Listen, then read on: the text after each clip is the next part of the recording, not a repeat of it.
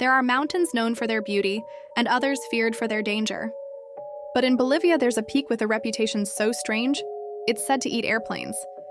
Pilots whisper about it. Locals tell legends. And the wreckage of lost planes scattered across its slopes has earned it the eerie nickname, the mountain that eats airplanes. Is this simply myth?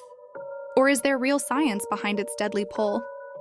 Part 1, introducing the mountain location, Bolivia's Andes near La Paz, known locally as Cerro El Avión.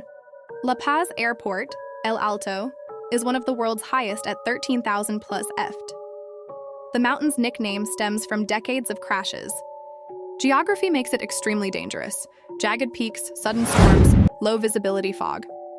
To pilots, flying here isn't just a challenge, it's a gamble. Part 2, the legend begins first recorded crashes in mid-20th century. Local media called it El Cerro que se traga aviones, the mountain that swallows airplanes. Families of victims began leaving offerings at its base. Survivors describe sudden downdrafts, violent turbulence, instruments malfunctioning. Soon, whispers began. The mountain didn't just cause accidents, it claimed them. To the people watching from below, it wasn't just tragedy, it was pattern. Part 3, the science of high-altitude flight challenges of flying at 13,000 plus ft. Engines lose 25–30% power. Thin air, less lift. Pilots must approach at higher speeds. Strong winds rush through the Andes, sudden downdrafts. Microclimates. Clear skies can turn into dense fog within minutes. Pilots report compass errors, possibly due to magnetic rocks.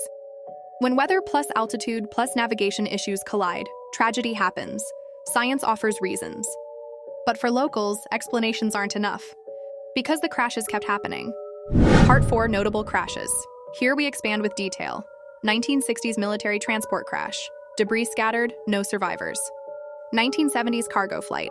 Pilots reported strange turbulence, lost altitude, struck the slope. 1985 passenger crash. Families recall last radio call. We're losing control. 1990s commuter plane. Survivors said the sky turned black seconds before impact. Wreckage often unrecovered, reinforcing the mountain keeps what it takes. Each twisted piece of metal became another story. Another proof that this was no ordinary mountain. Part 5, myths, folklore, and fear. In Andean culture, mountains are apus, sacred spirits. Some believe the mountain is angry and demands offerings. Planes are seen as metal birds, so the spirit claims them like sacrifices. Pilots joke nervously about its bite, but many genuinely avoid its direct path. Comparison to Bermuda Triangle, Devil's Sea, etc. Locals still perform rituals at its base to calm the mountain.